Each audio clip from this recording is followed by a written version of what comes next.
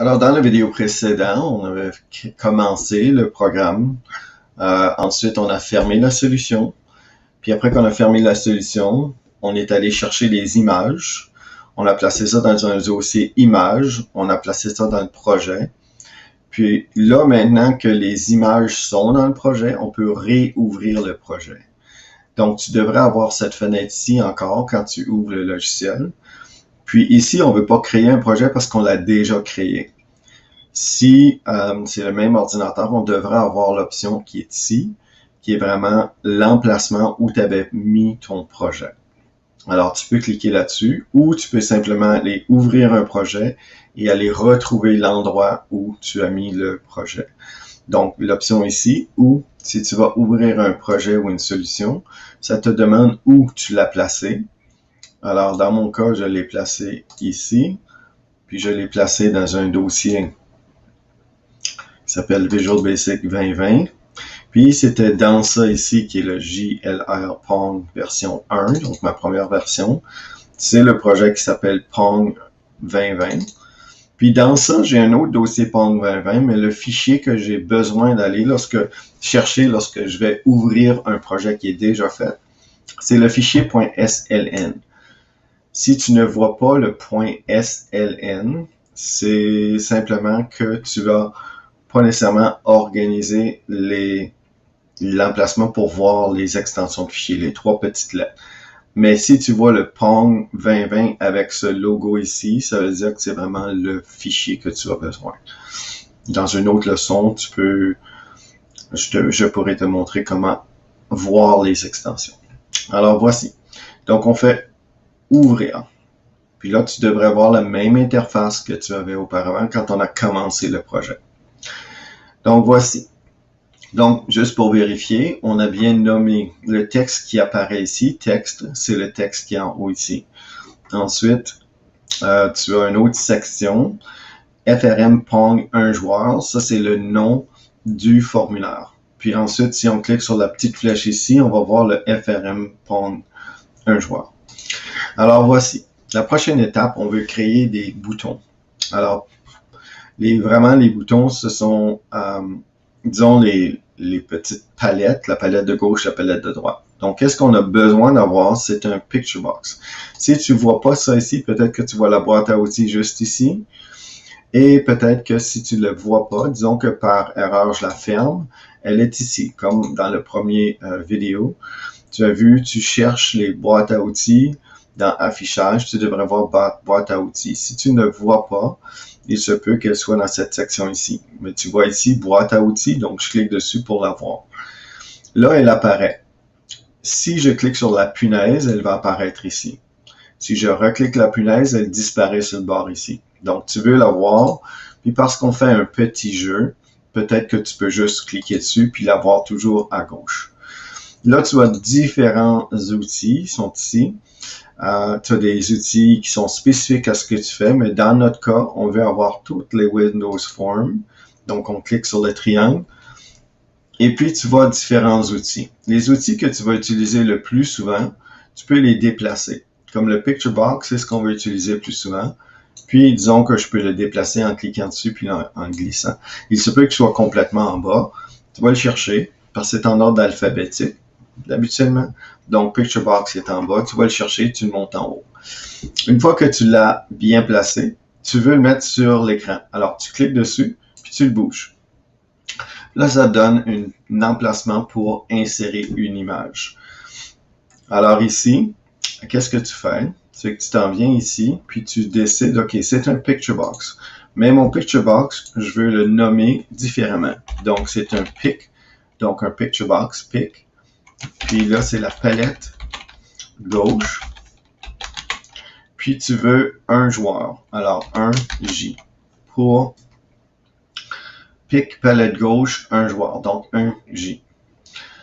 Et puis, quand tu cliques à côté, ça te donne simplement le nom. Ça n'a rien changé vraiment ici. C'est que tu as précisé le nom. Puis quand on va coder les choses, quand on va vouloir bouger la palette, on va utiliser ce nom-là. Puis tu vois comment je l'ai écrit. Le pic, c'est tout en minuscule. Le P, c'est un P majuscule. Quand tu changes de mot, c'est une majuscule. Donc, G majuscule. Ensuite, 1, puis J majuscule. Alors ici, qu'est-ce qu'on veut faire? On veut préciser c'est quoi la dimension de la palette. Et la dimension, on veut que ce soit parfait parce qu'on veut avoir toujours la même dimension pour être capable de contrôler avec les codes, parce que les codes, on les a précisés quelle dimension est la palette. Il faut vraiment mettre la palette la même grandeur qu'on l'a précisé.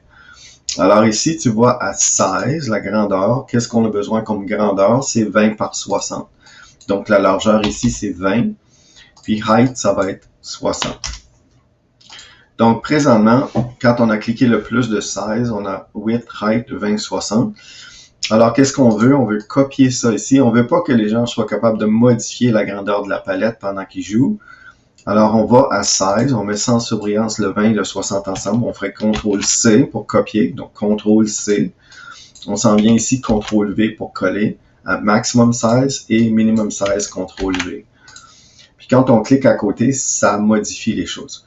Si on clique sur la fenêtre principale, on veut faire la même chose pour la fenêtre principale. On veut pas que les gens soient capables de bouger la grandeur de la fenêtre pendant qu'ils jouent. Alors, on va copier 16, 375, 375, CTRL-C, parce que là, j'ai en surbrillance la fenêtre qui est ici. Donc, tu vois, les petits carrés me disent que j'ai la fenêtre au complet en surbrillance. Alors, je copie le nom qui est ici, CTRL-C, donc 375 par 375, je le mets maximum 16, CTRL-V, et minimum 16, CTRL-V. Quand je clique à côté, ça l'active. Alors, je reviens ici maintenant.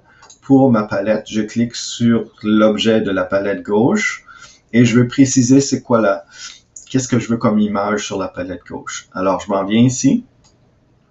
Je monte ici, il y a un endroit pour Image, donc image.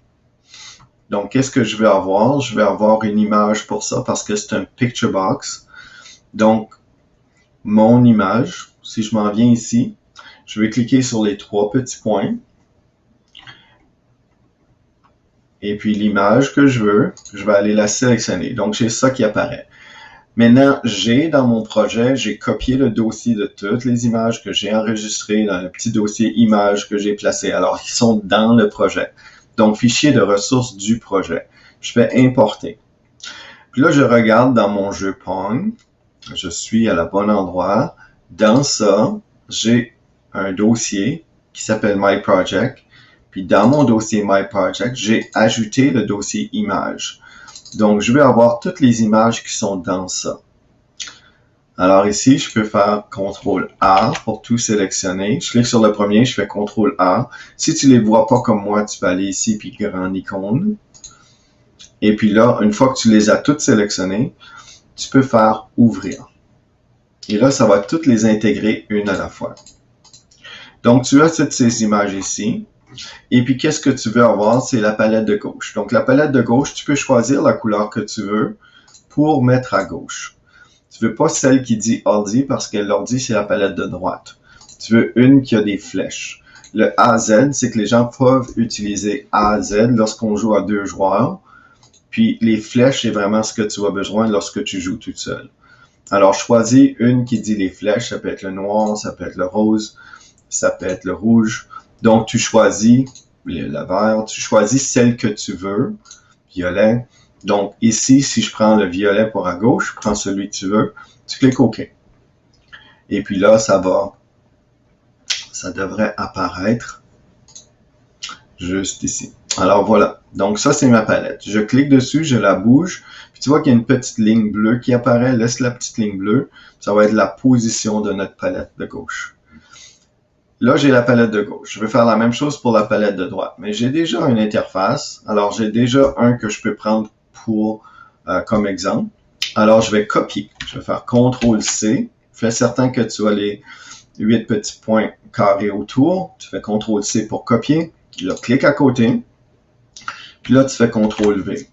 Là, tu vois que tu en as deux. Tu en as une, tu en as deux qui sont pareilles. Tu peux le monter n'importe où, de voir que tu as la petite ligne à droite. Là, tu veux prendre celle-ci. Ici, tu regardes le nom maintenant, c'est Picture Box 1. L'autre s'appelle Pic Palette Gauche, J1. Alors, tu vas voir, comme si je clique sur celle-là, c'est mon Pic Palette Gauche 1J. Donc, celui-ci, c'est Pic Palette Droite 1J. Alors, pour Picture Box, pour le nom, Pic Palette Droite. c'est 1J pour un joueur. Donc, pick, palette, droite, un joueur. Donc, le nom qui est ici, on l'écrit exactement parce que dans nos codes, on va utiliser le même nom. À droite, tu veux que ce soit contrôlé par l'ordi. Alors, l'image va changer. Tu t'en viens ici, tu cliques sur les 3 petits points. Et là, tu choisis une palette qui est une différente couleur. Faut pas que tu prennes 2 couleurs pareilles. Puis celui qui a ordi, tu peux prendre le vert si tu veux, tu peux prendre le rouge. Donc, tu choisis quel que tu veux, mais celui qui dit ordi. Alors, on fait OK. Et là, on a la palette de gauche, la palette de droite, qui est contrôlée par l'ordi. On veut intégrer maintenant l'image pour la balle. Alors, on peut prendre celle-là encore. CTRL-C pour copier. On clique à côté. CTRL-V. Puis, on va prendre celle-ci pour la balle. Alors, ici, on avait celle-ci pour pick palette gauche 1J, pick palette droite 1J. Celle-là, ça va être la pick balle 1J. Donc, pick balle 1J. Donc, on écrit exactement pick balle 1J, balle avec un B majuscule, le J majuscule. On clique à côté. Maintenant, la balle, elle est de différentes dimensions. La balle, elle est 16 par 16. Donc ici, on s'en vient ici à la dimension. Alors, pour 16, la grandeur, on met 16. Oups. Puis là, il ne nous permet pas parce qu'on a minimum et maximum. Donc ici, on va changer en premier le minimum size, qui va être 16 par 16. Puis là, on va pouvoir changer le width va être 16 par 16. Et puis, on va pouvoir copier le minimum size, CTRL-C, et le coller à CTRL-V pour maximum size. Donc, on a la grandeur, la size qui est 16-16, minimum size 16-16, minimum, maximum size 16-16. Il nous reste à changer l'image. Donc, on s'en vient ici. On va chercher l'image. Alors, on veut balle. Il y a 3 balles. Il y a la balle rouge, la balle blanche ou la balle orange. Alors, disons, je vais prendre la balle blanche. Choisissez la balle dépendant de la couleur de l'arrière-plan que vous avez choisi. Donc là, on a une interface pour les pics palette gauche, palette droite et la balle. On va arrêter le petit clip ici avant de faire la prochaine étape.